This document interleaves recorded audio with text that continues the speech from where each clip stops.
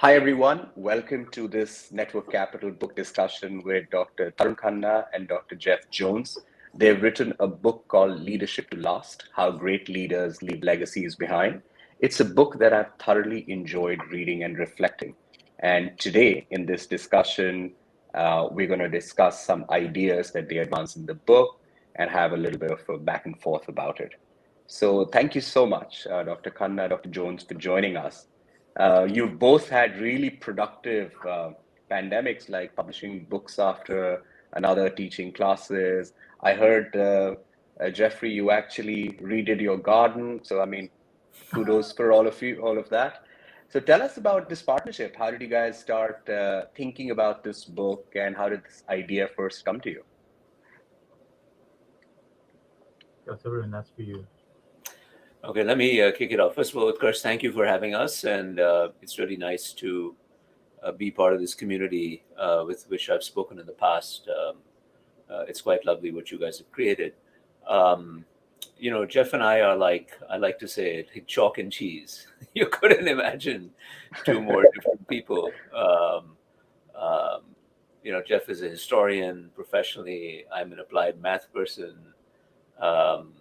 But curiously, the previous dean of Harvard Business School put us in touch some 15 years ago or maybe more, saying that, hey, did you know that the kinds of things that I study, this is the dean talking to me, saying the kinds of things that you, Tarun, study across emerging markets today are exactly the kinds of things that Jeff, as a historian, has studied in the British Empire over time.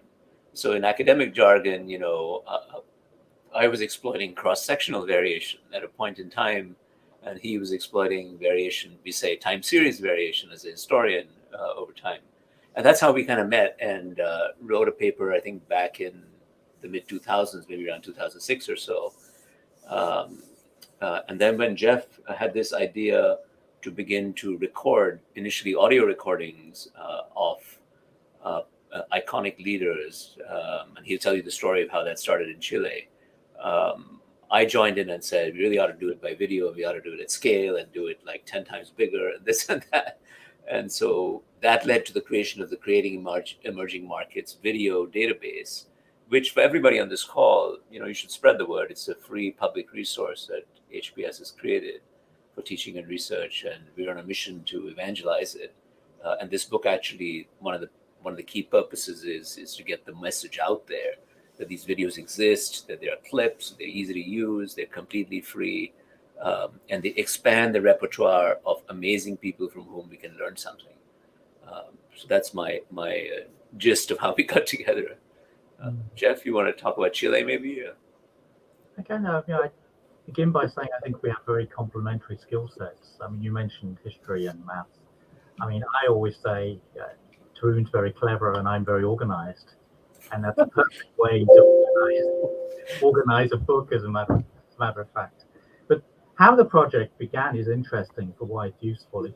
I was speaking, as usual, that history matters at Harvard Business School. And this Chilean shipping entrepreneur, biggest shipping entrepreneur in Chile, actually came into my room and said, I wish business leaders and policymakers in Chile would actually look at history, because they'd stop like reinventing the wheel. Because shipping entrepreneurs are particularly aware of that, because the shipping cycle is the basis of the shipping industry. And so by definition, they understand historical waves. So I thought to myself, why don't they learn from history? And there's a number of answers, but one answer was there was no history written. How businesses developed, the information wasn't there. Companies had no tradition really of talking about themselves or keeping archives. And in fact, so that's how we started off. We did a pilot in Chile and Argentina, and people were willing to speak to us. So it seemed to me it was feasible to begin to fill this gap, and a good idea to fill the gap. And the other important aspect of the project, which is worth emphasizing, was that from the beginning we saw it as a public goods project. So when we went to somebody to ask them if they'd talk with us, we would say, whatever you say we're going to put on the public record is going to be available to everyone, including everyone in your own country. In other words, you're not spending time helping Harvard, which has enough resources. You're, in a way, giving back to your society. And I think that was a compelling message for many people, actually. Got it. Yeah, I personally found this historical perspective and the focus on building institutions really fascinating, and I want to discuss that with you in this podcast. Tarun, one of the first times we met was actually in China, and you were telling me a bit about collective memory, but in a very different context, and you were doing a different project then. But it makes the way into this book as well. You focus or you begin this book by talking about collective memory and how iconic organizations are built. Do you want to share a bit about how you've taken that concept into this and why is collective memory important? So I can reflect with Karsh a little bit. So we met at the World Economic Forum meeting, I think in Dalian in China many years ago. And my suspicion is I must have been working on a big historical project, Yeah, the partition of British India, which that's was a right. collaboration with primarily historians, but other social scientists from India, Pakistan, and Bangladesh.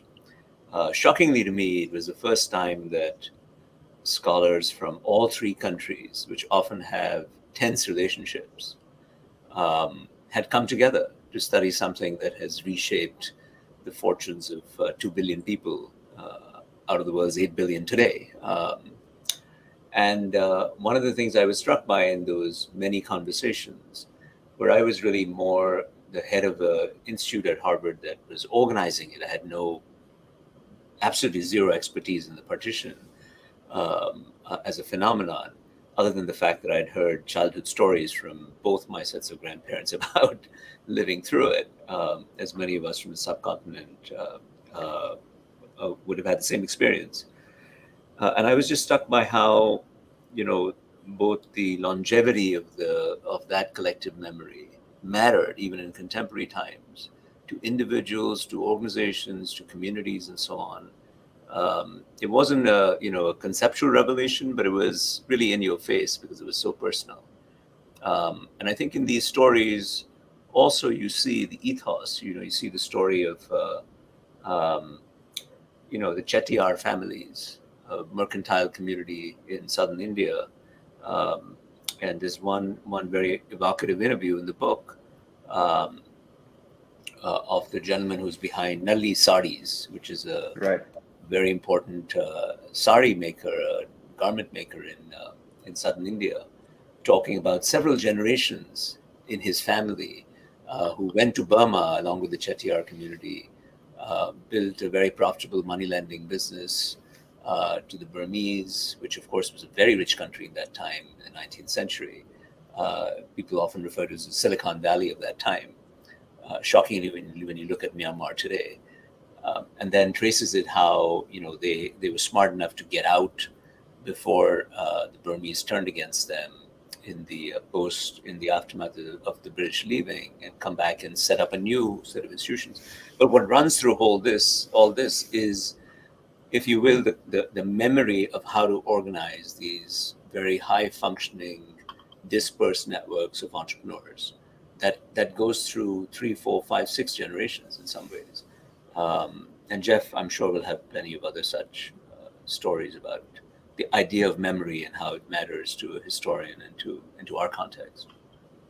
Yeah, I love this chapter so much because I found it fascinating that back then the person was mentioning that they wanted to build for India and they were going to Myanmar to train. It was like just news to me. I learned a lot from it. So Jeff, I'd love for you to build off of what Tarun said and also tell us what is longue durée and why is it important. I'm probably not pronouncing it right, but I'd love your perspective on it. Well, our book talks a lot about values, and one of the striking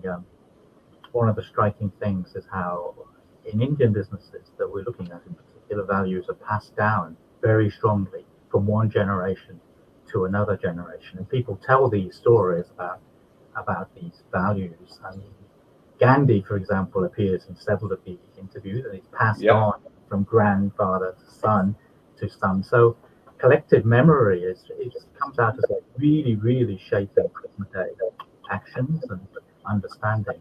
And I think because of the strength of family business in South Asia, it comes out particularly clearly. You can see it in companies. There's an IBM way of doing things and a whatever sort of way of doing things, but it's much stronger in these like family companies. Well, longue durée. Well, French was always my worst subject at school. So I'm the very last person to even attempt in the long. I was just looking at things in the long term, right? I've always been a great fan of looking at things in the long term because you see these patterns, and these patterns are annoyingly tend to repeat themselves. You can look at like globalization. You can see waves of globalization coming down. You see every sort of force as a reaction to it. And I think if you look over the long term, it really helps you to understand the present day too. It doesn't predict what's going to happen, but it positions itself in sort of like a wave, I think, and I think you can understand where you are. Yeah. That's my understanding of the long durée. But I think Tarun uses the word more than I do because of my relationship with the French language. I started using it when I taught myself French a while back. So, but yeah, that's the idea. So I think, of course, one of the things with the reason I'm not a historian at all, but I'm a history buff, and I enjoy it. And here's a very silly example, right? Imagine that you were an individual who had only lived among dogs, right? And someone said, "What's a dog?" And you said, "Oh, it's anything that has 4 legs," right? Well, that would be a incomplete description of a dog, right? Because it turns out there are many things that have 4 legs, right? And so the idea is that, and the same thing applies whether you look. So all social science learns from variation. You can't just look at a small episode and conclude things. I think the advantage of history and the advantage of cross-sectional variation is that you put what you're studying in a context, so you don't you don't make spurious inferences. You don't, confuse correlation with causality. These are such visceral things to an academic. But in the daily life of business, the daily life of, just daily life, you forget this, right? You see something happening and you say, "Oh, that must have caused that." You sort of concoct these fairly biased. Use fairly biased ways of thinking. And there's lots of excellent scholarship on this, right? To draw all kinds of inferences, which are sometimes complete nonsense. And I think that, and then that influences incorrect action on your part, inadvertent incorrect action on your part. So one of the nice things about looking at the long sweep of history in the context of this book is that you can get a better fix on what's happening where. This was actually one of the themes of the original paper that Jeff and I wrote in 2006, of trying to say why looking at things, as we say, over the longue durée in history is a very good idea to understand. It's something the real problem in management science is there's almost an inbuilt tendency to say something is new and exciting, and then to try and explain it. And looking at history can often really puncture that. And by doing that, it also, renders mute some false explanations. Because if something is not new and exciting, then you get a different way to explain what's going on, I think.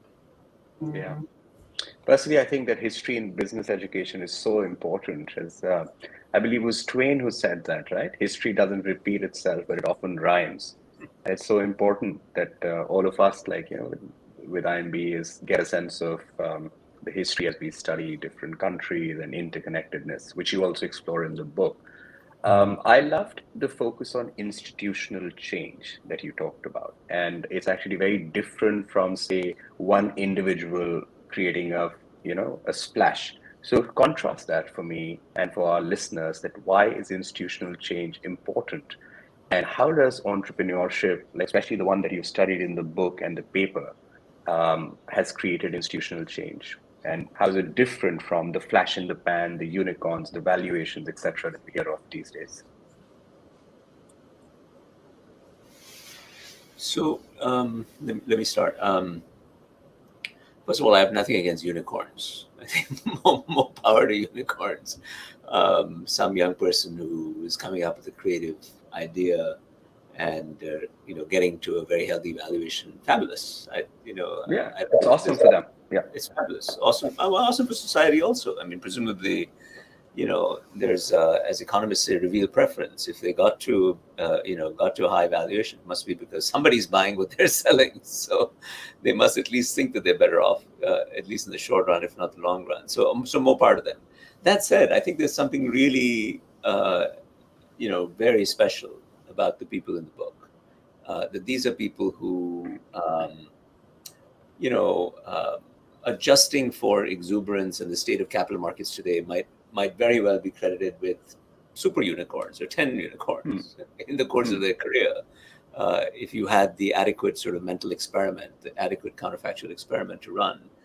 But what's really interesting with Kirsch is this idea that, which has long been a preoccupation for me in my own work, which is if you want to build something lasting in a developing country, you have to recognize the context for what it is, which is it is not always ideally suited to foster creativity. Nothing wrong with the talent. The talent is, universally distributed.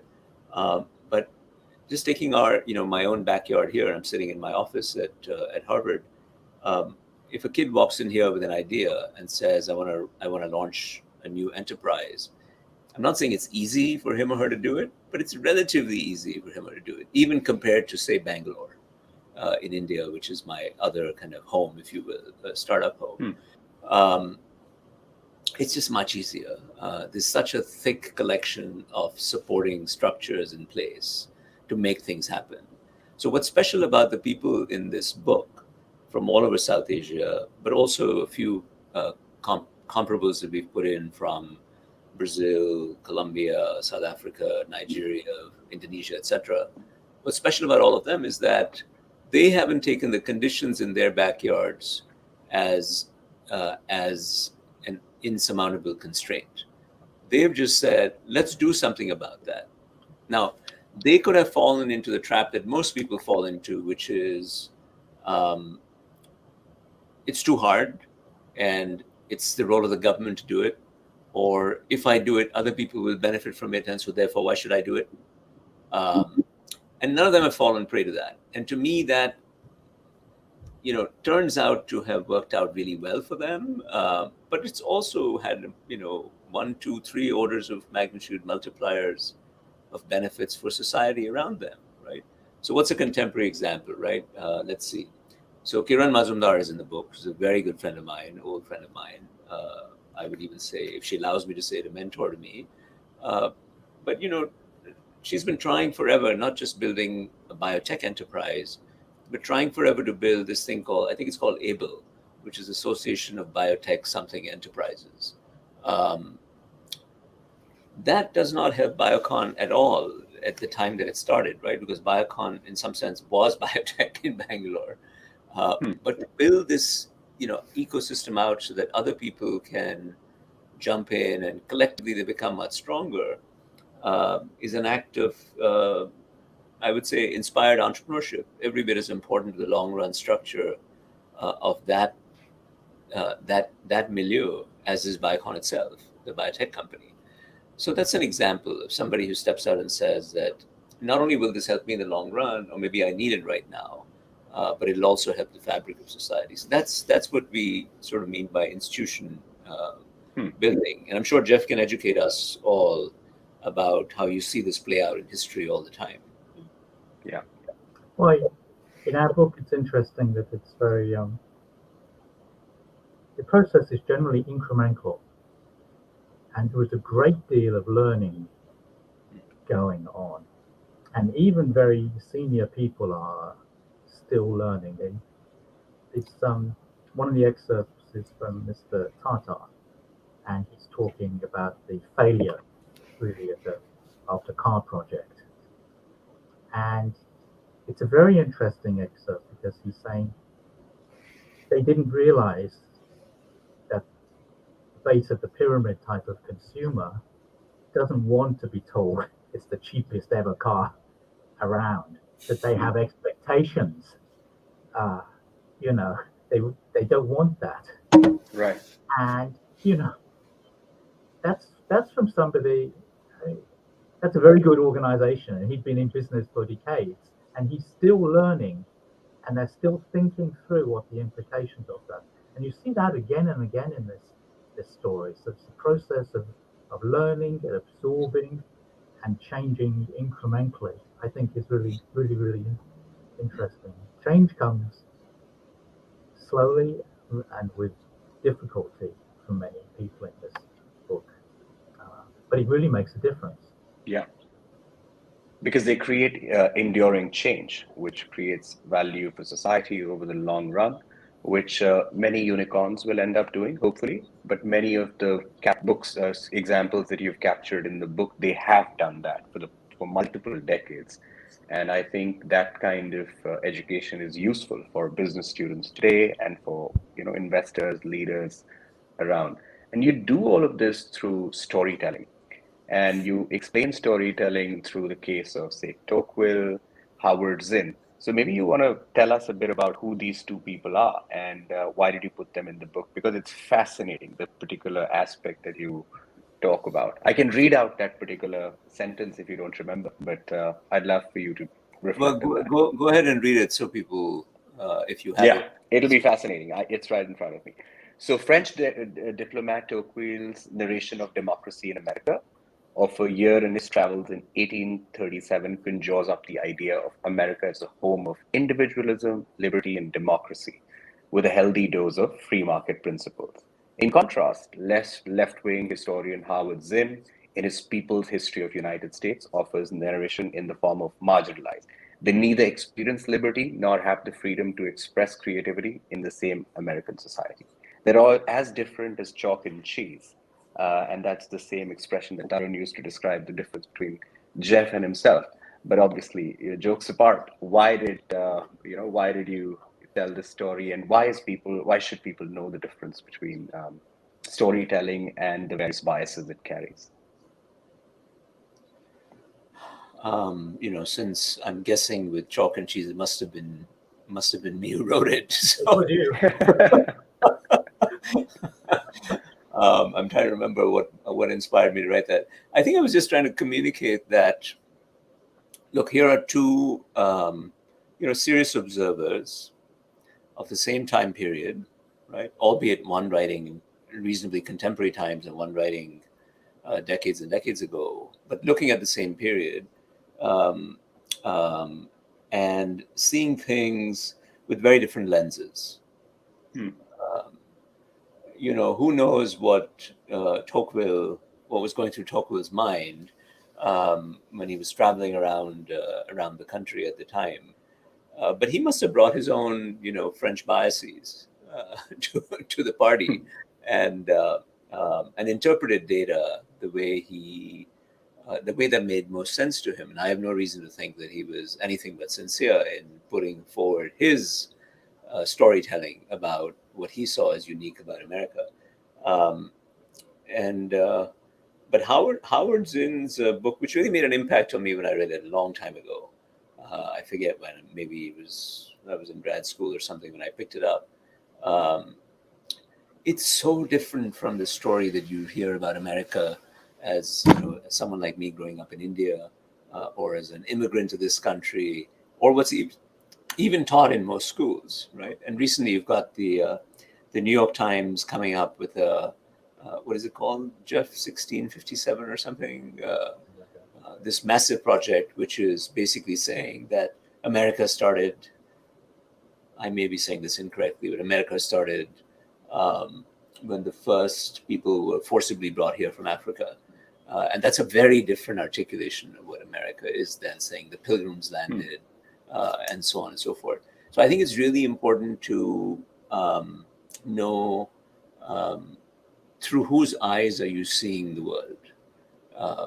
And one of the things that comes through, we hope, in the particular excerpts that we pull together for this book, and in the original interviews that are again freely accessible to anybody on our websites, is that you see the protagonist, the man or the woman who has done amazing things, really try to situate you in what the world was like, where they were coming from. And I can't think of anything more profound and more educational and more instructional, even in a very practical sense today.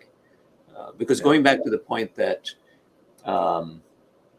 otherwise you are very likely to take well-intentioned, packaged insights that are quickly accessible from, let's say, a consulting firm or a business school professor or a guru of some sort, and inappropriately apply it to your own context. And you have to have this practice of situating yourself in the context, developing what elsewhere I refer to as contextual intelligence, which is sort of a catch-all term to say, for goodness sake, look at the data. And I'm the algorithm guy, and I'm still saying the algorithm only makes sense in a particular context, right? It's not a recipe that you adopt blindly.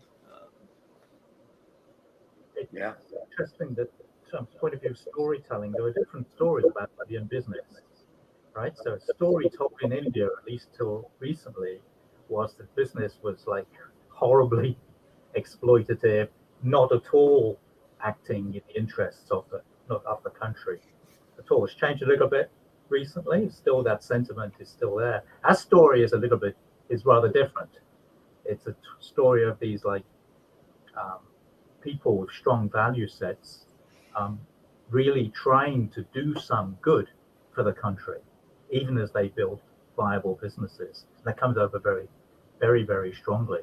It's a different view of Indian business. And I think I told Tarun, these days, I'm teaching a lot about the responsibility of business, and people are always asking to me, can you name some responsible companies?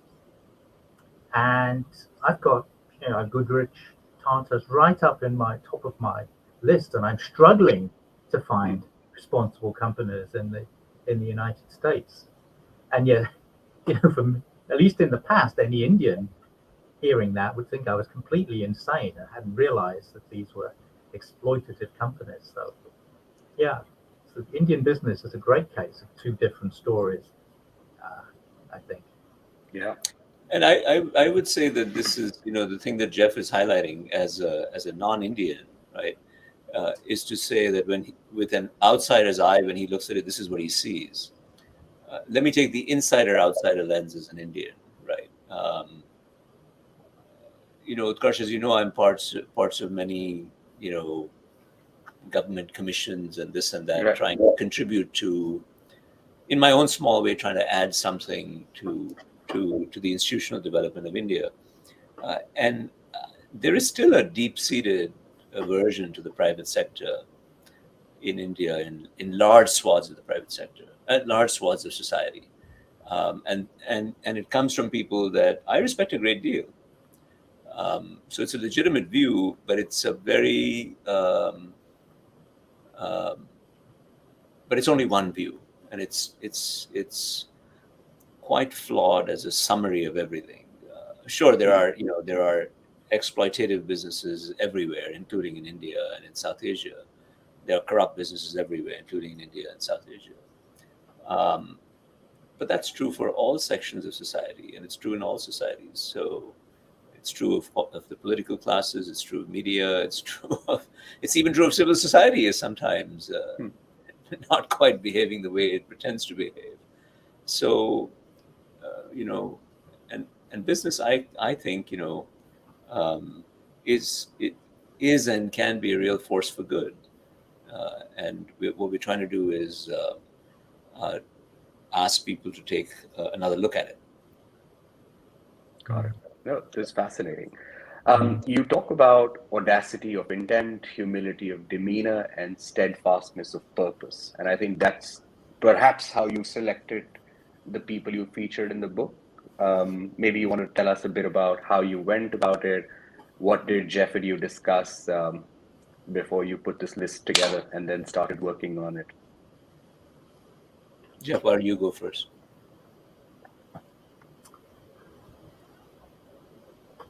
Well, how we selected the characters was not by any sort of random sampling or anything. We had a view that we wanted to talk about impactful people.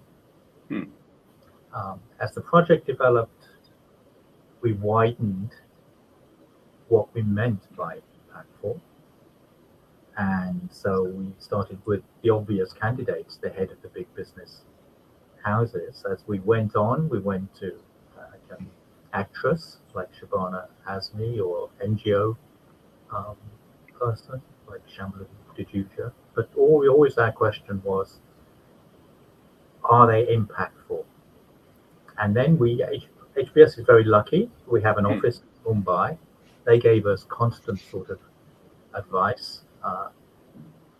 I'm very lucky because Tarun knows everybody in India. So he was able to guide the selection in a much better direction than I would. So it's a kind of also an incremental process. And the type of people we interviewed has changed over time as we learned as well. But always we're asking this question: impactful, powerful stories to tell, I think.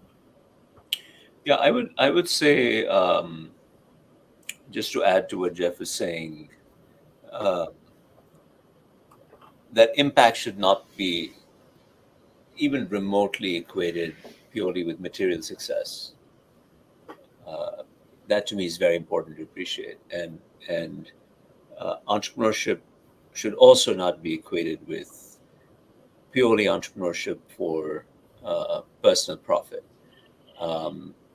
One of my all-time favorite people is Abed Bhai. He's a Bangladeshi entrepreneur who was, in my terminology, a pretty comfortable fat cat in the 1970s, running major multinational in this part of the world, Shell Oil,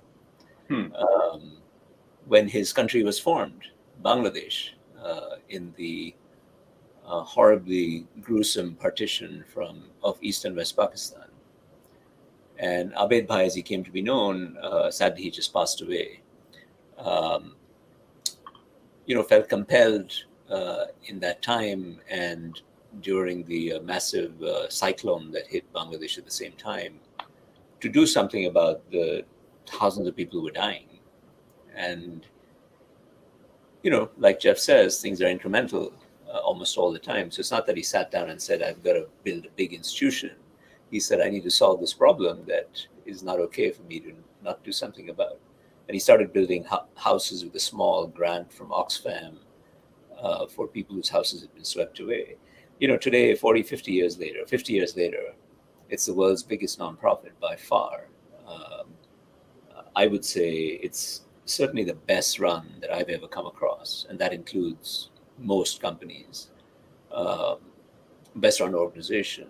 It's highly entrepreneurial. It's probably the only global NGO that is almost entirely financially self-sufficient, which is an extraordinary thing, right? You look at all the other global NGOs, Oxfam, CARE, Save the Children, everybody relies on grants. These guys generate their own resources. That's entrepreneurship. And it's unbelievably impactful. And if the world wants to do something in, what are examples in South Asia? Afghanistan, which is in a god-awful mess right now, as you know. Or something in Burma, which again is in a mess. Who do they go to? They go to the Bangladeshi BRAC, run by Abed Bhai, saying, you run our outfits in Afghanistan, where the U.S. armed forces failed, or other interventions from the Chinese and others in Burma failed. But BRAC can do it. That's entrepreneurship. It's institution building. It's run according to very sound, frankly, business principles. but the money is used to reinvest in societal well-being. So we pick people like that. And we pick people that I think, without exception, I would guess that at least 90% of random people on the streets in that country would say, yes, that person is impactful. You know? And the third thing I would say, Utkarsh, is that such a privilege for us, for Jeff and for me, that nobody ever turned us down. Right. Nobody. And partly it was what Jeff was saying earlier. We said this is in the public good. We're going to create this and leave it free for everybody to get to, which we've done and are doing. And partly we're lucky enough to be at an institution that I hope people trust in general. And so people are willing to talk to us, even those who've never talked to the press at all. I mean, there are lots of Turkish entrepreneurs and Latin American entrepreneurs who never talk to the press. But they talk to us on the record for the public good, which is an amazing privilege to be sort of the stewards of that and to bring it to everybody's attention.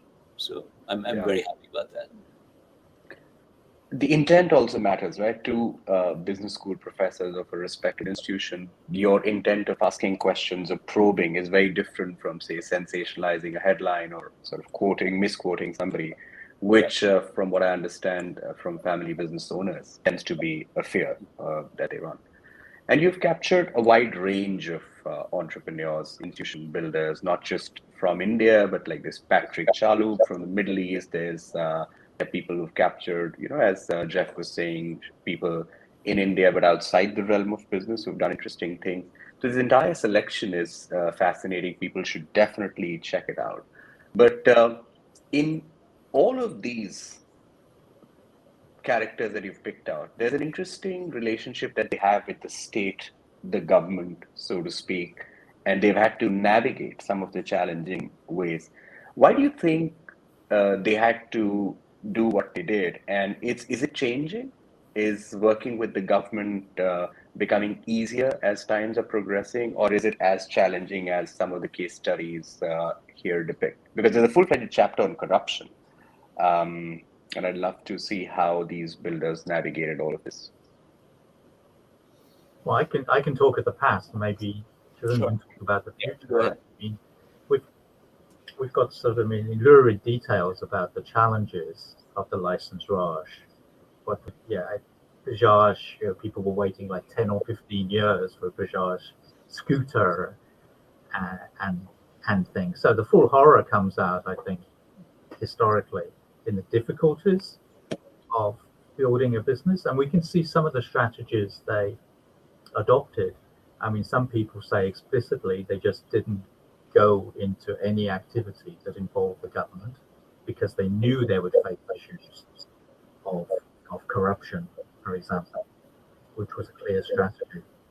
And in some ways, the most extraordinary thing is that despite all these restrictions and the corruption, people were able to build very good businesses which provided real basis for growth once liberalization had occurred. I mean, it's quite striking testimony to resilience, but it was obviously a complete nightmare trying to build a business in the licensed Raj period. And the question for Tarun, right, has it got better now? Yeah, I mean, so I think the answer to that question, Utkarsh, would depend on which country you're talking about, right? If you're talking about India, I would say, yes, it's gotten a lot better. For a variety of reasons. People are, entrepreneurs are realizing that if you want to have an impact at scale, sure, you can be a small-time business person and line your pockets. And you could still do that, I'm sure, in many countries, including in India. But is that really going to add up to anything? And even if your sole objective is making money, you're a lot better off being clean and making it at scale and attracting institutional investment from the world, which, with its trillions of dollars trying to find a home, than it is being small-time corrupt. So I think for that simple self-serving reason, I think things are changing. The second reason things are changing and this is why we have people like Nandan in the book also, right? Nandan Nilekani, who, as you know, not just what and Narayan Murthy, what Narayan Murthy was also in the book, and Nandan and Shibu and Chris and a whole bunch of other people who built Infosys did, which was to build an exemplar of a clean organization that could be valuable and do good. But then Nandan in his second act goes and does Aadhaar, and now hopefully he's trying to do a third act with all kinds of other stuff. But these are technocrats who are making their skills available to the government. And equally importantly, the government is receptive. Manmohan Singh's government was receptive, and the Modi government is receptive to things like Aadhaar and so on. Now you see, the United Payment Interface in India, you see the National Health Stack. So you see this idea of using technology to make the interface with the government a little bit smoother, permeating society. Not easy to do. I've been involved with the creation and launch of the Atal Innovation Mission in Delhi under Niti Aayog, and that's been an enormously fun project. Again, decentralizing public good creation that the state can play a role in, so that it's accessible to the individual entrepreneur, citizen, college student, high school student, and so on. So I do think it's getting better. I'm quite optimistic about that. It's complicated, of course, and there are lots of enormous works in progress, and lots of communities in India where the benefits are not reaching, whether it's stratified by caste or religion and so on. And those need to be called out because they need to be addressed also. But in the main, I think things are a lot better than. I do remember, when I was, 13 or 14, that my cousin came to me must have been just when I moved to Bangalore with my parents. My cousin came to me and said, "Oh, I got a Bajaj scooter order. We've been waiting for 8 years or 10 years." And I remember thinking that's quite normal, And my father would refuse to bribe anybody for a telephone line, even though he was a very senior guy in Unilever. And so we had no phone forever. And we lived in one of the swankiest buildings in Mumbai, and we had no phone. We just absolutely would not bribe anybody. So it's fascinating. I've heard there used to be something called a lightning call, evidently, back in the day, which most people didn't have phones, and then there was the mystery of the lightning call, which never struck. We've come a long way from there, but it's unclear whether it's because of the institutions that surrounded people or despite them. I often wonder, is entrepreneurship flourishing in these countries or these kinds of countries that you've mentioned because of the institutions, despite the institutions? I've thought a lot about this. Let me give you my take on it, for whatever one person's take is worth. I think it is entrepreneurship is flourishing despite these institutions. So I have no patience with Jugaad as an institutional solution. So for Jeff and those who are not of Indian origin on this broadcast, Jugaad is just this word in Hindi, which just means that you improvise and make do, right? So there is a school of thought that says that entrepreneurship in developing countries progresses because people have to learn to make do, and they become intensely creative in that process. And I don't have a quarrel with what I just said in as far as it goes, but the proposition that you can use Jugaad to do societal level development is absurd. You can take it up to a point, and then you have to create the institutions that propel you and everybody around you to a different level. And that, I think, is what has changed in the last 2 or 3 decades, is that we moved from that to institutional entrepreneurship, partly because society's become more savvy, partly because India's become more open, partly because we've had some successes and those people have volunteered their time to work with the state, and the state has volunteered to work with them. A bunch of different things have happened, have kicked in, and those should be called out for what they are. One area where we have not made progress in India is the very limited attention we've paid to science and the scientific infrastructure, which again is starting to change. Right, you've got an extraordinary gentleman, Vijay Raghavan, who's the principal science advisor to the government of India, who's world-class biologist himself.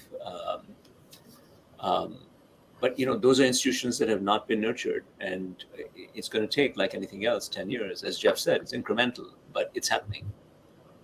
These many of our figures have to work very hard to overcome the institutional voids that they faced. We have the story of the Peruvian entrepreneur, Zoya Bazan. Yeah. She's running an agribusiness company, right? The education system is awful, and it's particularly awful for women. So she has to set up schools. Fadi Gandor, a highly successful Dubai entrepreneur, right? He's operating in Syria, Lebanon, Palestine. The infrastructure is not there. So he's having to create educational and health infrastructure, which, in better circumstances would be provided by public policy. So, I mean, the lack of institutions really pushes you.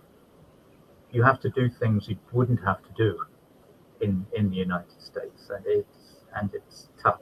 So I guess you could say an incentive for an agribusiness person to go into education, but it's probably not the best outcome you can imagine, I think.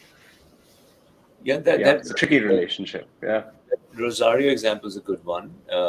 And coming back to the structure of the book for a second, based on that comment, what's nice is that you have Rosario Barzan from Latin America, and then you've got Anil Jain from Jain Irrigation in India.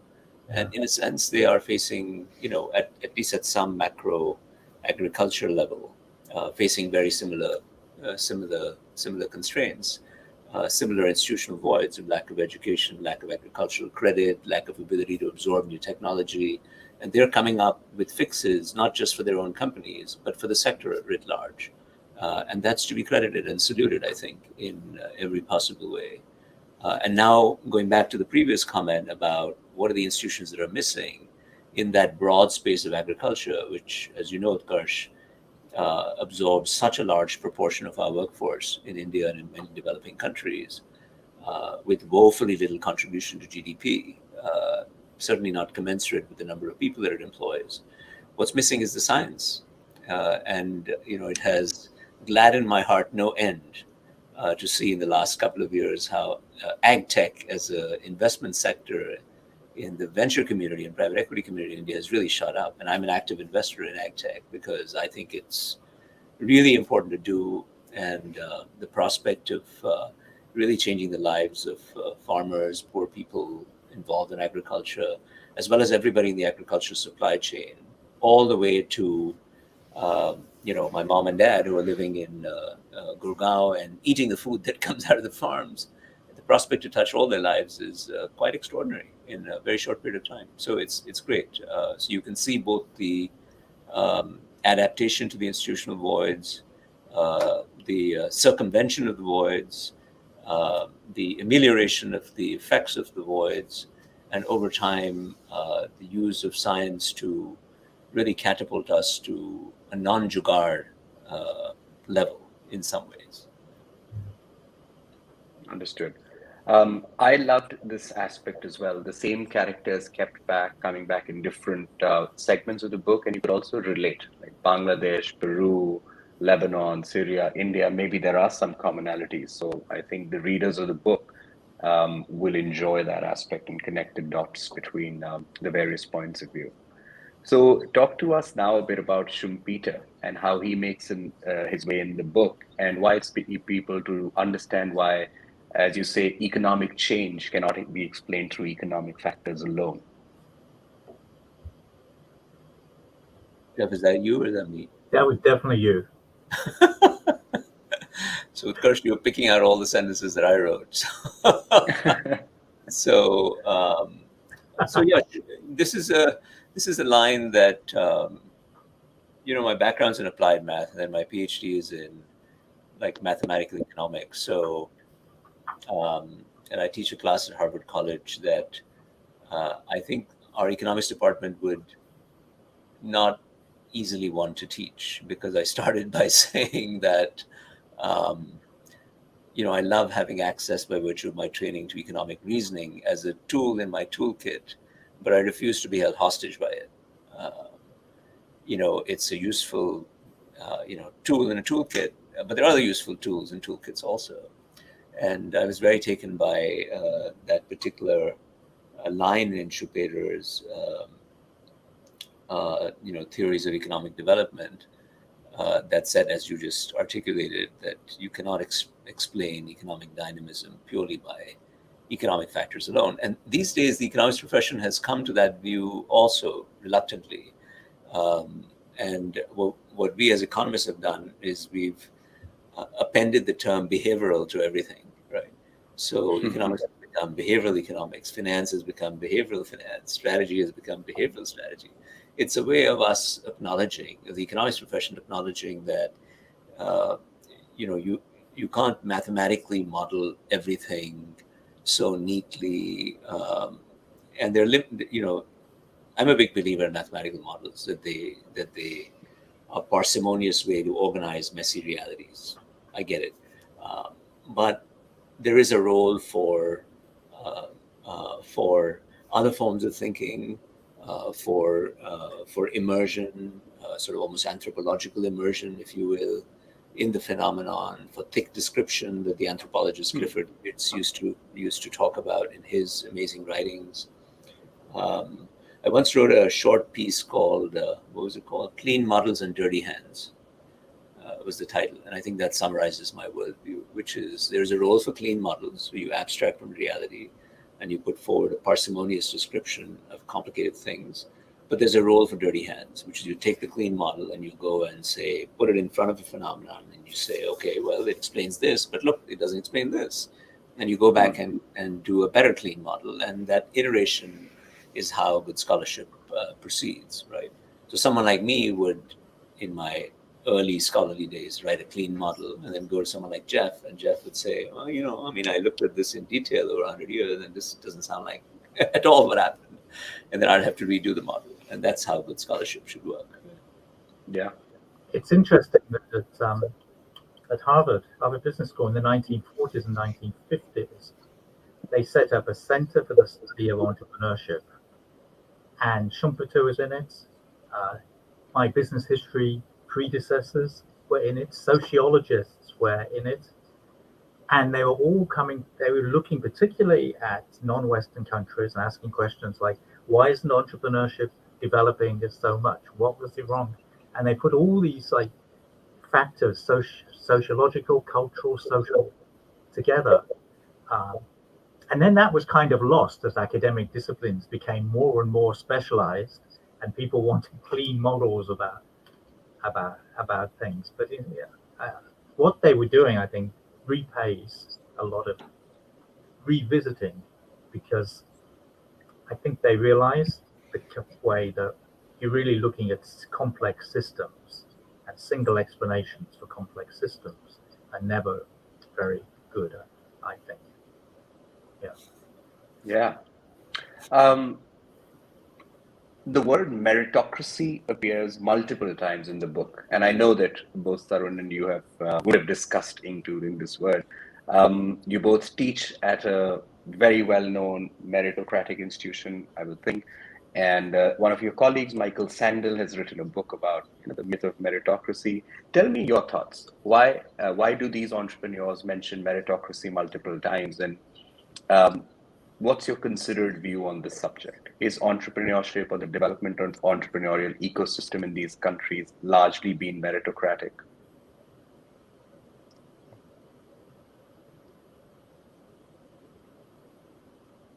Jeff, are you going to answer it? Well, Jeff's trying to think of what the answer is, and I'm not sure development in India has been meritocratic, given the the nature of Indian society.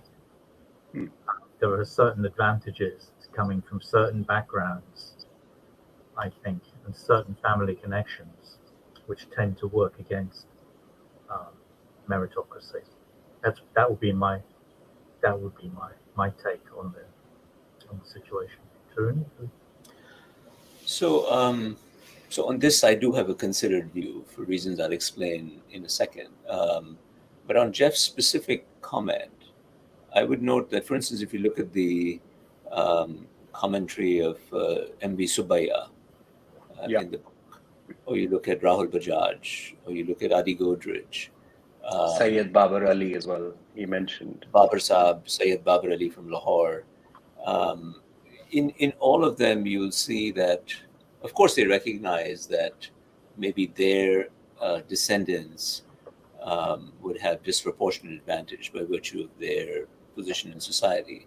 But they do take steps to try to make sure that extremely unmeritocratic outcomes at least don't happen, right? Yeah. So saying that not everybody, I think Rahul Bhai is the most in your face about it, as is his usual style.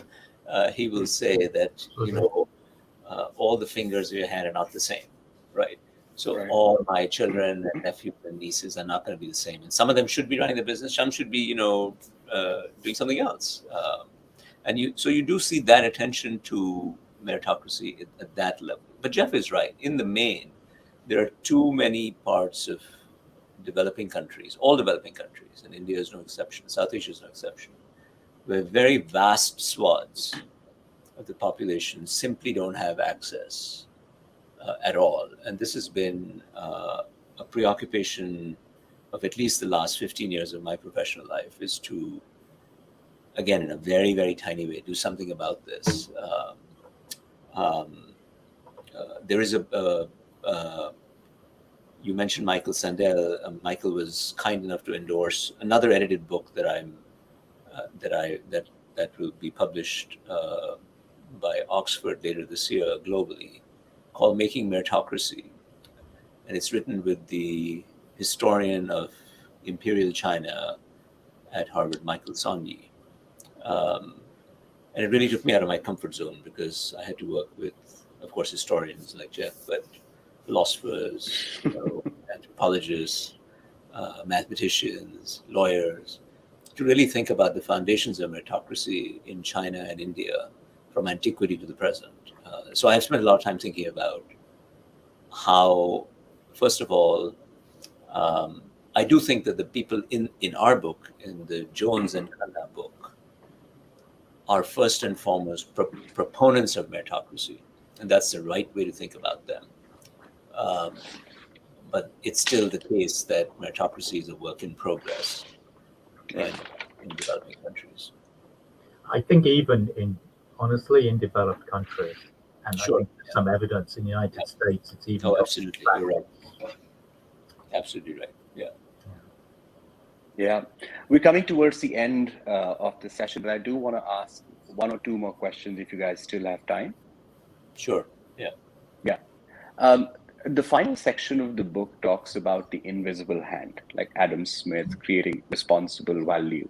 And there's, we've discussed Milton Friedman in the past. With the examples that you discuss, what do you think like invisible hand means in today's society, and how some of the entrepreneurs that you've mentioned, especially say institution builders who are probably doing it in the NGO space or in the art space, in that context, does invisible hand mean anything? And if yes, what's your thought process there? I mean, I would only say that I often think Adam Smith has been somewhat abused in his writings about the invisible hand. And I would say it's always important to remember that he had this other character, the impartial spectator. Yeah. That, this ethical sort of conscience thing, always saying that the invisible hand, the market, if you like, only works if you have certain ethical guidelines or guardrails to make it work. And we have a bunch of characters who actually have impartial spectators in there, visible in when they're talking about, which is very, very interesting, I think, Tarun. I think that's a wonderful way to put it, Jeff. To remind us all remind me for sure, and the listeners, that invisible hand goes hand in glove, if you will, with the impartial spectator. Um, and Utkarsh, to your more mechanical response to your question, does it work in, let's say, the art sector? I would say yes, in pockets. Hmm. In pockets, you do see the market mechanism working in major cities, in so-called art markets, even in India. It's quite alive and well. Auction houses, galleries, museums that are working on partly commercial principles. So you do see the invisible hand even in social sectors. Um, but again, the invisible hand, requires there to be the two preconditions of fair access to information, so that the buy side and the sell side can come together, Hmm. and the reassurance of fairness in the transaction. So that if you and I exchange something and either of us is unhappy, we should have access to an adjudication remediation, uh, which is an aggregate construct, and it doesn't always work. So those are both works in progress in developing countries. It works in progress everywhere, actually, but certainly in developing countries, it's an issue. So the invisible hand, again, going back to my clean models and dirty hands, is a nice clean model of how things should work. And then there's really the dirty hands of reality, where things, where you have to take it with a grain of salt. Awesome. Just last question. I know, Tarun, you've written about trust, and Jeff, you've studied history, which is in a way also a study of trust. And so, um, how's trust evolved through generations of these large, iconic entrepreneurs that you've studied, their relationship with their families, the context that they operate in, and is there something that we can learn for the 21st century in the times to come? Well, one thing you learn is trust takes a long time, Hmm. to be built.